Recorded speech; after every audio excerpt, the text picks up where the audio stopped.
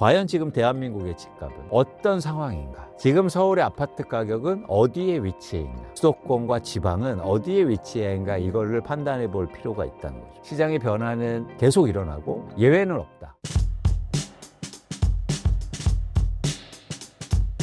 예, 안녕하세요. 신사임당 구독자 여러분. 오래간만에 또 인사드립니다. 광수의 복덕방 이광수입니다. 잘 계셨죠? 벌써 겨울이 다 지나가고 따뜻한 봄이 오고 있습니다. 계절이 또 금방 변하는 것 같네요. 뭐 이러다가 또 봄이 또 금방 가고 여름이 오겠죠. 사실은 이 계절의 변화처럼 자산시장의 변화도 분명히 일어날 수밖에 없고요. 사실은 그 변화를 잘 읽으셔야 내 집 마련도 잘 하시고 주식 투자도 잘 하시고 또 부동산 투자도 잘 하실 거라고 그렇게 생각하고 있습니다. 그래서 오늘은 여러분과 그런 변화에 대해서 얘기를 좀 해볼까 해요. 그래서 사실 우리가 이제 이런 부동산 얘기할 때 중요한 건 뭐 시장을 분석하는 것도 사실 중요하지만 결국 중요한 건 전망이죠. 그죠? 그래서 집값이 어떻게 될까요? 오를까요? 내릴까요? 뭐 향후에 그래서 나는 어떻게 행동해야 되고 어떤 준비를 해야 될까요? 사실 이게 핵심인데요. 중요한 건 전망에 있지만 또 전망을 잘하기 위해서는 시장을 움직이는 변동 요인에 대해서 명확하게 아실 필요가 좀 있어 보입니다. 그런 차원에서 오늘은 과연 부동산 시장은 어떻게 이 계절을 쉽게 말해서 만들고 그리고 그 계절을 만드는 요인이 뭔지, 즉 변동 요인이 뭔지에 대해서 저희가 같이 이야기를 좀 나눠보도록 하겠습니다. 그래서 제가 처음으로 말씀드리고 싶은 건 뭐냐면 플로리다예요. 미국으로 한번 가볼게요. 여러분, 미국 사람들이 은퇴해서 나 가장 살고 싶어. 은퇴해서 저 동네, 저 지역에서 거주하고 싶어. 라고 해서 1등으로 항상 꼽히는 곳이 있습니다. 하와이가 아닙니다. 플로리다예요. 그래서 미국 내륙의 남쪽에 있는 일종의 이렇게 쭉 이따도 보여드리겠지만 이렇게 볼록 튀어나와 있는 그런 플로리다인데 일단 살기 좋은 곳으로 꼽은 이유가 첫 번째는 기후가 굉장히 좋죠. 따뜻하고 뭐 바다도 있고 그래서 휴양 도시로도 사실 유명한 곳이고요. 그리고 여러 가지 뭐 여건도 굉장히 좋은 곳입니다. 그리고 또 하나 굉장히 또 이점도 있어요. 뭐냐면 세금이 굉장히 낮아요. 그리고 뭐 예를 들면 상속세가 없습니다. 그래서 많게는 미국의 다른 지역들은 가장 높은 곳이 상속세가 주에 20%도 내는 곳이 있거든요. 근데 이 플로리다는 이렇게 기후도 좋고 살기도 좋은데 상속세도 없어요. 그래서 부자들이 굉장히 노후가 되면 이렇게 몰려오는 곳이기도 합니다. 최근에 그래서 2023년도에 이 사진에 보시는 것처럼 제프 베조스 아시죠? 아마존을 만든 제프 베조스가 플로리다에 이사합니다. 그래서 플로리다에 이사하면서 보시는 것처럼 이런 대저택을 3개나 사요. 엄청나게 집도 많이 사고 세금도 낮고 이러니까 살기도 좋고 이렇게 이사가 온 거죠. 뭐 예시를 드렸는데 이것처럼 사람도 많이 유입되고 그리고 굉장히 살기 좋은 곳이다 이런 말씀을 드리는 겁니다. 그러다 보니까 보시는 것처럼 전국에서 미국의 전역에서 이 플로리다로 막 인구 이동이 최근에도 굉장히 빠르게 일어나고 있습니다. 그래서 어디로부터 오는지 한번 볼까요? 1위가 뉴욕이에요. 2위가 샌프란시스코, 워싱턴, 버스턴, 시카고, 로스앤젤레스, 필라델피아, 시애틀, 하드포트, 샌디에고. 이게 어떻게 보이세요? 그동안 굉장히 살기 좋은 곳으로 알려진 대도시들에서부터 이렇게 오는 거예요. 이사를 오는 거예요. 플로리다로. 그러다 보니까 인구도 계속 증가하고 있고 뭐 이러고 있습니다. 그런데 이렇게 살기 좋고 인구가 이동하면 당연히 부동산은 어떻게 될까요? 가격이 오르겠죠. 인구가 증가하고 집은 막 빨리 공급이 안 되고 또 한정돼 있으니까 마치 우리나라 강남 같은 느낌이 들지 않으세요? 모두 다 사람들이 살기 원하고 인구 유입도 계속되고 또 예를 들어서 막 부자들도 많이 살고 이런 지역입니다. 그런데 최근에 굉장히 놀랄 만한 일이 벌어지고 있습니다. 그 일은 뭐냐면 이거 보시는 것처럼 플로리다의 주택 가격이요. 조금 과장해서 말씀드리면 폭락하고 있어요. 네, 그래서 뭐 거의 20% 이상 하락하고 30% 이상 하락한다는 전망도 있고 일부 마이애미의 홈오너가 뭐 한 70만 달러 이렇게 막 가격을 낮추고 있는 그런 상황입니다. 그리고 잘 거래도 심지어 안 되고 있고요. 모두 다 살기 좋아하고 인구도 계속 증가하고 있고 기후도 좋고 너무 좋은데 집값은 왜 하락할까요? 사실 이게 오늘 저희가 다뤄야 될 내용입니다. 그러니까 우리가 부동산을 얘기할 때 모두 다 이런 얘기를 하죠. 거기 살기 좋은 곳이야. 그래서 집값은 계속 오를 거야. 그쵸? 근데 플로리다가 그렇게 좋은 곳인데 집값이 빠질 수도 있다는 거예요. 이 원인을 우리가 한번 파악을 해본다는 거죠. 근데 지금 플로리다의 집값이 하락하는 첫 번째 이유는 아이러니하게도요. 이 그림을 한번 보실까요? 이 그림은 미국 전역에 그 최근에, 그러니까 팬데믹 이후로 집값 상승률을 한번 비교해 드린 거예요. 근데 색깔이 진할수록 많이 오른 지역이거든요. 보세요. 플로리다가 요 밑에 있는 지역인데 어떻습니까? 가장 많이 올랐죠.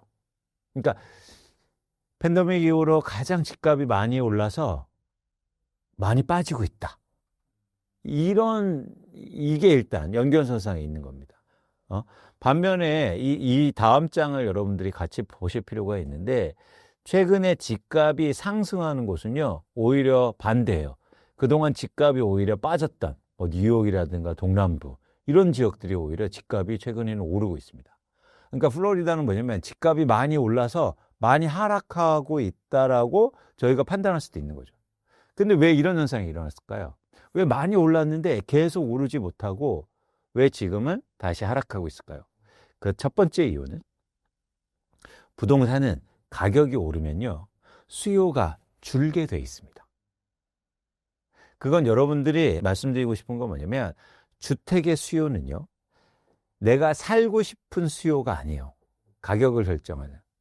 뭐냐면 그 가격을 감당해낼 수 있는 유효 수요여야 돼요. 그렇죠? 그래서 예를 들어서 플로리다에 너무 살고 싶어라고 그래서 수요가 계속되는 게 아니고, 살고 싶은 마음은 있지만 가격이 너무 많이 오르면 어떻게 될까요? 살 수 있는, 즉 유효 수요, 즉 그거를 가격을 감당할 수 있는 수요는 줄 수밖에 없는 거죠. 그래서 1차적으로 그런 변화가 일어나고 있는 겁니다. 그러니까 가격이 너무 많이 오르니까 살 수 있는 사람들이 줄고 있다. 그래서 다음 장을 한번 보실까요? 이거 보세요. 이건 플로리다 하우징 디맨드인데, 2023년부터 이 디맨드, 즉 수요가 계속 감소하고 있어요. 여기서 나오는 지표는, 미국은 이렇게 주택을 거래합니다. 그러니까 내가 팔고 싶으면 집을 시장에 내놔요. 그럼 우리는 어떻게 거래가 됩니까? 사고 싶은 사람이 거기에 가서, 일종의 선착순 개념이죠. 그래서 가격만 적당하면 이제 거래가 되는 거예요. 먼저 온 사람이 빨리 계약금 내고, 그래서 막 계약금 빨리 내라 막 이런 얘기 하잖아요. 근데 미국은 그렇게 계약하지 않거든요. 일종의 팔고 싶은 사람이 집을 내놓으면 정해진 날 그 집을 사고 싶은 사람이 보러 와요. 그래서 비딩을 하는 구조예요. 그래서 내가 10억 원에 팔고 싶어요 하면, 예를 들어서 10사람이 이제 집을 보러 왔습니다. 그러면 내가 너무 사고 싶으면 가격을 높게 부르는 거죠. 11억 원, 12억 원. 마치 우리 경매하듯이. 예.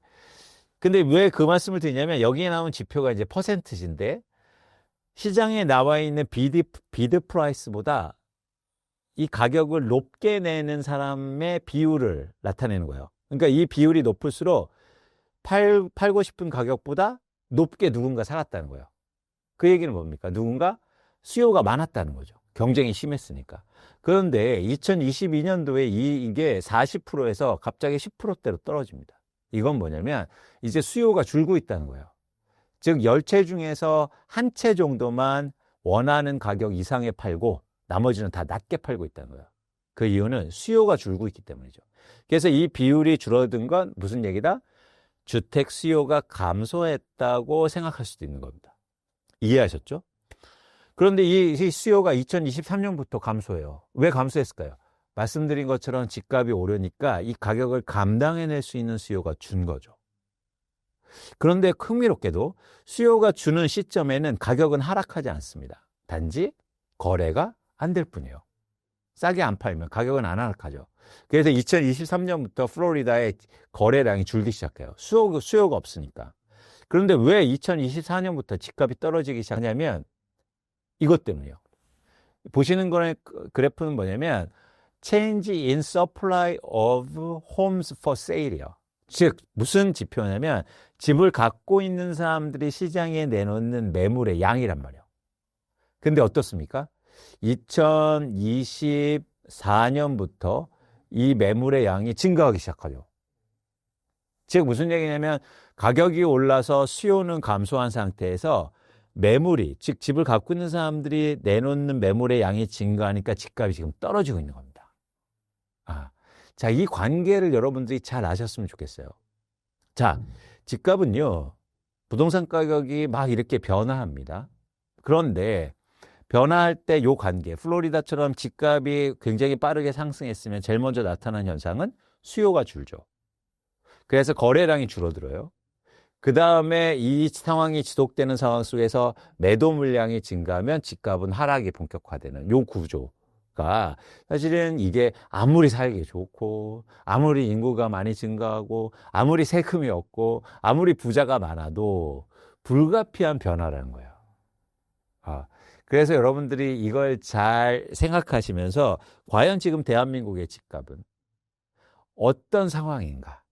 지금 서울의 아파트 가격은 어디에 위치해 있나? 수도권과 지방은 어디에 위치해 있는가? 이거를 판단해 볼 필요가 있다는 거죠. 그래서 예외는 없다.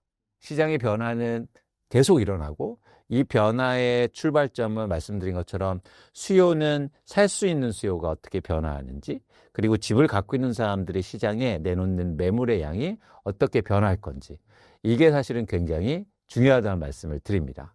그리고 이제 또 하나 말씀드리고 싶은 건 뭐냐면 우리가 잘못 알고 있는 게 하나 있어요. 뭐냐면 이렇게 변화한다는 말씀을 드리는데 많은 분들이 집값은 계속 오르는 거 아니에요? 라는 말을 하죠. 그런데 이제 한국으로 한번 돌아와 보겠습니다. 서울 아파트 가격은 과연 계속 올랐을까요?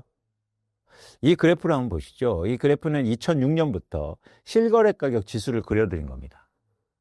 어떻습니까? 사실은요, 2006년부터 우리나라가 실거래 가격이 이렇게 신고가 돼요. 그 전에는 우리가 얼마에 거래됐는지 신고 안 돼서 통계치가 없어요. 그래서 2006년부터 이 실거래 가격 지수를 그려드리면 사실은 계속 오른 게 아니고 2016년까지 서울의 아파트 가격은 평균적으로 오르지 않았습니다. 물가 상승률을 감안하면요, 사실 실질 가격 상승률은 떨어진 시간도 사실은 상당했다고요. 지금 서울의 아파트 가격이 오른 건 2017년부터예요. 근데 어떻습니까? 굉장히 빠르게 상승했죠. 자, 이 지점이요. 지금 우리가 시장을 전망할 때 전제해야 될 건 가격 상승폭이 최근 단기적으로 굉장히 빨랐다는 거예요. 그러면 아까 플로리다 얘기 드린 것처럼 어떤 상황이 예측이 되나요? 예상이 되시나요? 가격이 많이 올랐기 때문에 뭐가 줄어들었을 거다? 수요죠. 그죠? 이 가격을 감당해낼 수 있는 수요가 많지 않다라는 걸 전제하셔야 돼요. 그런데 수요가 많지 않아도 가격은 안 빠질 수 있죠. 언제만 빠진다? 집을 갖고 있는 사람들이 내놓을 때. 그래서 2022년도에 이렇게 집값이 급락한 거예요. 수요가 감소한 상황 속에서 매물이 증가하니까 집값이 크게 떨어진 거죠. 근데 다시 왜 지금 집값이 최근에 다시 오르고 있거든. 물론 지역별로 좀 차이가 있지만 노도강은 뭐 계속 하락하고 있고, 그래서 강남의 일부 지역은 오르고 있는데 이 차이를 만드는 건 수요가 아니고요, 매물인 겁니다. 매물이 계속 나오고 있느냐, 아니면 매물이 줄고 예를 들어서 호가를 올리고 있느냐. 사실은 이게 중요한 기준이라는 거예요. 근데 우리는 잘못 얘기하고 있는 거예요. 수요만 얘기하는 거죠. 근데 지금의 시장의 변동성을 일으키는 보다 매도 물량이라는 겁니다. 그래서 이 전제를 여러분들이 꼭 기억하실 필요가 있다는 거고, 또 한 가지 말씀드리고 싶은 게 있어요. 많은 분들이 이런 얘기해요. 무주택자면 집값 계속 오르니까 그냥 아무 때나 사세요. 그런데 제가 말씀드렸죠. 최근에 급하게 오른 가격이어서 이 가격이 저는 리스크가 크다. 그러니까 떨어질 가능성이 높다라는 거예요. 그러면 아무 때나 사면 안 되는 겁니다. 떨어지면 사야죠. 그래서 우리가 그런 얘기를 드리고 싶은 거고, 또 하나 이런 얘기를 많이 해요. 인플레이션, 그리고 통화량 증가하면 집값은 무조건 오릅니다. 굉장히 그럴듯한 얘기로 들리시죠? 근데 그렇지 않아요. 왜냐면 여러분 이 그래프 한번 보실래요? 이건 뭐냐면 GS건설 주가입니다. 제가 GS건설을 다녔어요. 제 첫 직장이 GS건설. 우리나라에서 자이 만드는 아파트잖아요. 제가 언제 들어갔냐면 이 주가가 2만 원이 안 됐을 때 회사에 입사했습니다. 그리고 제가 언제 회사를 그만두는지 아세요? 거의 이 주가가 고점일 때 18만 원. 제가 그때 회사를 나왔거든요. 그래서 애널리스트가 되고 증권사에서 이제 애널리스트 생활을 하죠. 매출도 거의 5배 이상 증가하고요. 이익도 증가하고요. 훨씬 더 사실 능력이, 물론 이렇게 연도별로 조금 변화는 있지만 평균적으로 보면 훨씬 더 회사는 좋아졌습니다. 근데 주가만 빠졌어요. 그건 뭐냐면 말씀드린 것처럼 투자화되어 있기 때문이에요. 여러분 주식 투자하실 때 그렇지 않습니까? 좋은 회사를 투자하지 않잖아요. 주가가 오를 걸 투자하죠. 마찬가지예요. 여러분들 부동산도 이제는 좋은 부동산이 아니라 집값이 오를 걸 사는 거죠, 사람들이. 그죠? 그렇기 때문에 투자화된 자산의 속성을 이해하실 필요가 있습니다.